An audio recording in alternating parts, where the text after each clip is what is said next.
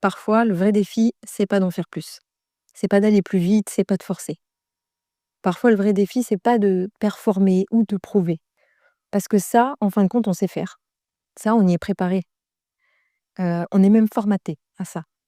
On nous a conditionnés à ce modèle de réussite qui consiste à donner plus. Plus de performance, plus de notre énergie, plus de notre temps. On est épuisé, on s'en rend bien compte, mais on reproduit ce qui se fait. On suit ce qui se fait, on suit nos modèles, ce qu'on a vu autour de nous et ce qu'on voit autour de nous. Et donc, vu que c'est ce qui se fait autour de nous, on trouve ça normal. On sent bien qu'il y a de la souffrance, mais on accepte. Parce que nos collègues le font, nos amis le font, nos parents l'ont fait eux aussi, et du coup, c'est un peu notre suite logique à nous aussi. Et ça nous rassure même de voir que tout le monde vit comme ça. Ça nous conforte de voir ça. C'est un peu comme une sorte de solidarité dans ce merdier déguisé. Et puis, on se dit aussi que si on pouvait faire autrement, ces mêmes personnes autour de nous, elles l'auraient déjà fait. Elles nous auraient déjà montré une autre voie, une autre façon de faire. Alors non, c'est sûr, on se dit que si tout le monde fait comme ça, c'est qu'il y a pas d'autre option. C'est que c'est comme ça. Et ça, c'est le principe même de l'asservissement et du conditionnement. Alors l'asservissement, c'est être sous l'emprise d'un pouvoir extérieur. Et dans nos sociétés modernes, l'asservissement, il est souvent invisible. On est asservi à un rythme de vie, à un mode de vie, à un système, et tout ça sans même s'en rendre compte. Le conditionnement, c'est le formatage progressif de notre manière de penser et d'agir. C'est le processus par lequel on apprend à penser, à ressentir ou à se comporter d'une certaine manière, en fonction de ce qu'on a vécu, entendu, vu et intégré depuis notre enfance. Alors oui, le challenge, c'est plutôt de ralentir. Le challenge, c'est de s'arrêter pour exister. Alors là, quand je parle de ça, de ralentir, de s'arrêter, ça veut pas forcément dire s'effondrer sur le canapé avec un pot de glace, bon, à moins que ce soit exactement, ce dont tu aies besoin, mais ça veut dire plutôt s'extraire du bruit, s'extraire de l'agitation. Et là, quand je parle de bruit, d'agitation, je parle de cette norme usante, omniprésente. Là, je parle de s'éloigner et de se protéger de cette machine infernale qui glorifie l'épuisement et qui d'ailleurs appelle ça de la réussite. Tout ça, j'en parle parce que pour moi, il est urgent de déconstruire l'association prendre soin de soi égale manque d'ambition, manque de compétences, manque d'engagement. Parce que ça, c'est beaucoup ce qu'on nous fait croire en entreprise. Personnellement, combien de fois j'ai entendu, les fois où je décidais de quitter plus tôt pour me reposer ou pour prendre du temps pour moi: «Ah bah tiens, tu prends ton après-midi». Mais cette phrase, elle est ravageuse et je l'ai déjà dit. J'ai déjà dit par réflexe, par automatisme et je vais même dire par mimétisme. Alors, je dis avec humour et une pointe de jugement, mais c'est culpabilisant. C'est culpabilisant d'entendre ça. C'est comme si prendre du temps pour soi, c'était négliger son travail, comme si c'était pas professionnel. Ça donne la preuve que, on n'est pas corporate. Alors être corporate, c'est, adopter un comportement, qui soit en phase avec, les codes, les valeurs et les attentes d'une entreprise. Alors, du coup, par protection, eh ben, on n'assume pas de faire de nous une priorité. On cache, on prétexte, un impératif personnel, comme, un rendez-vous médical ou l'entretien annuel de la chaudière ou voilà, on trouve une excuse et ça, bon, ça passe, mais encore c'est limite parce qu'on va nous faire comprendre qu'on aurait pu placer le rendez-vous à un autre moment.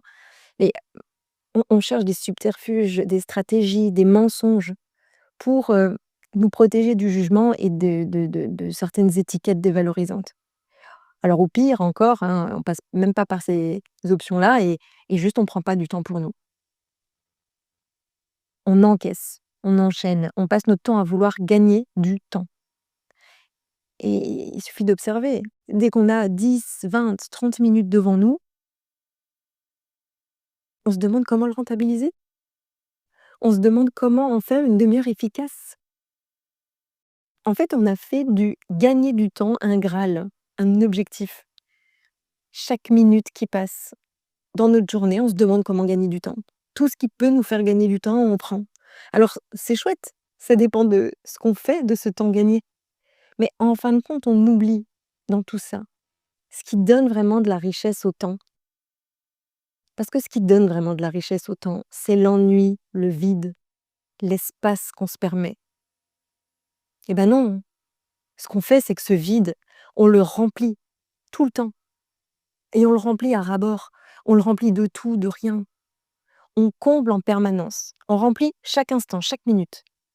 Et d'ailleurs, on adore la 5G parce que c'est synonyme de vitesse et donc de gain de temps. iPhone dernière génération, scroll infini sur internet, dopamine à la demande. Ça, c'est comme ça qu'on remplit nos journées. Et quand l'effet redescend, on en redemande. On trouve autre chose, on continue. On remplit nos armoires de fringues en trop, nos visages de maquillage, nos vies de tout un tas de choses qui volent complètement l'authentique et notre temps. Regarde bien, aucune place n'est laissée au vide. Mais nos cœurs, nos âmes, mais de quoi on les remplit? Moi, j'ai l'impression qu'on les laisse à sec en vérité. On vit dans un monde où on se méfie si on entend un bonjour dans la rue. Heu, un sourire, on trouve ça pas clair. Et nous-mêmes, on se fait regarder de travers si on se salue, comme si on avait dit une obscénité.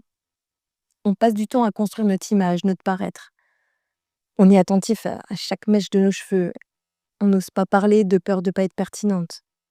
On se contient, on mesure tout le temps, on pèse et on cherche à afficher des vies parfaites. Mais c'est des vies qu'on prend même pas le temps de vivre. Et moi, je regarde ça, je suis horrifiée, j'ai mal. J'ai mal parce que je me regarde aussi. Parce que moi aussi, je scrolle. Moi aussi, je filme parfois avant de ressentir ce que je suis en train de filmer. Moi aussi, je tombe dans le piège. On a tout automatisé, les caisses de paiement, les voitures, les lumières à la maison, l'aspirateur, l'ouverture du portail. On a tout codifié, des émotions, l'amour. L'amour, ça se trouve sur internet. Même nos pensées, elles ont trouvé un remplaçant avec ChatGPT. Notre vie, elle ressemble à ces films futuristes qu'on regardait dans les années 80. Ces films, de catégorie apocalyptique, ou science-fiction. Aujourd'hui, notre monde, il est annoncé dans Black Mirror et d'ailleurs, Netflix détient ce qu'il y a de plus précieux pour nous. Il détient notre attention. Parce que pendant qu'il nous hypnotise en nous annonçant l'avenir sous couvert de divertissement, il nous coupe complètement de notre esprit critique. Il nous coupe de nos réflexions interpersonnelles, de nos communications en famille. Il nous enlève du temps de conscience, du temps de penser. Parce que pendant ce temps-là, le temps, il s'envole. Il passe et il se rattrape pas. Alors on vit dans un monde high-tech, mais le temps, il ne se stocke pas. Il ne s'achète pas. Il se met pas en pause pendant qu'on s'active à cocher nos cases. À cocher d'ailleurs tous les mêmes cases. Alors je te demande, est-ce que on vit si on n'a plus le temps de se poser? Est-ce que c'est vivre? Est-ce qu'on progresse si on efface tout ce qui déborde, tout ce qui étonne, tout ce qui est vivant? Et si on arrêtait, juste pour voir ce qui reste quand on est un tout? Allez, pas de like, pas, de spectacle quotidien de la vie des autres sur les réseaux, pas les, «Tu vu comme je gère?» pas les, «Ah non mais là, il faut que je fonce là» ou, «Je dois à tout prix faire ça sinon». Mais sinon quoi? Pas non plus de «je m'active pour», sous-entendu dire: «Vous voyez combien je suis importante?» Allez, rien de tout ça, juste toi avec toi. Bah, ça donne le vertige, hein. Bah oui, parce que ça, on connaît pas. On connaît pas parce qu'on sait tellement bien s'occuper. Mais être avec soi, sans distraction, sans mission, sans masque, sans truc à faire, bah ça, c'est un autre mode de vie. C'est, un autre niveau de courage et on nous a pas formés au courage.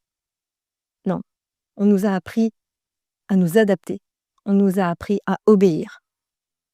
Bah oui, souviens-toi, hein, on est récompensé quand on obéit, quand on a suivi la règle et à l'inverse, on est puni quand on sort du cadre, quand on suit pas la consigne. Alors je le redis, oui, on nous a appris l'adaptation et l'obéissance. Et le truc aussi, c'est que tous les jours, on confond activité et vitalité. Ah oui, parce qu'on se dit: «Ah mais je fais plein de trucs dans la journée, du coup, je suis en vie, j'ai plein d'énergie». Ouais, sauf qu'on cumule des tâches qui nous épuisent. Alors on se dit pleine d'énergie, hyper active, mais en réalité, on grignote tous les jours un peu plus cette énergie vitale. Et c'est notre système nerveux qui en prend un coup. Parce que dans cette suractivité, on utilise inconsciemment le stress et la pression comme carburant. C'est ça qui nous donne le jus. Mais c'est grave, c'est pas normal. Parce que c'est pas ça la vitalité. C'est pas ça la vie. C'est pas ça la belle énergie. Alors on court après des objectifs qu'on n'a même pas choisis. On nous a convaincus de ce qui était important pour nous. Mais est-ce que c'est vraiment vrai? Est-ce que c'est vraiment ça? On s'épuise à maintenir une image qu'on n'a jamais vraiment remise en question. Et quand enfin on pourrait décider d'arrêter, boum, direct on culpabilise. Donc on reprend. Prendre une pause aujourd'hui, c'est presque un acte de résistance. C'est résister à la cadence, résister à la pression, aux standards absurdes, résister à l'idée que pour valoir quelque chose, il faut produire, montrer, prouver. Mais est-ce qu'on parle d'évolution si cette évolution, elle nous coupe de nous-mêmes? Est-ce qu'on parle d'évolution si elle nous fait oublier l'essentiel? Ressentir, rêver, s'émerveiller, se relier les uns aux autres. Parce que pour ça, il faut du temps. Le progrès, c'est pas la vitesse, c'est la conscience. Alors pose-toi cette question sans filtre, s'il te plaît. Mais est-ce que je vis ma vie ou est-ce que je l'exécute? Est-ce que je fais ce que j'ai choisi ou est-ce que je fais ce que j'ai appris à faire pour être bien vue? Le vrai luxe pour moi, c'est pas la montre dernier cri, la garde-robe bien remplie ou la villa avec piscine. Le vrai luxe pour moi, c'est le temps. C'est le silence, la présence, la conscience, la pensée. Mon luxe à moi, c'est ces moments suspendus où je sens que je suis là où je dois être, même s'il ne se passe rien. Tu sais, c'est ce moment où tu n'as rien à prouver, tu as juste à respirer, à être là. Ce moment où tu habites ta vie au lieu de la simuler. Parce que ça, c'est pas rien, c'est pas le vide, c'est tout.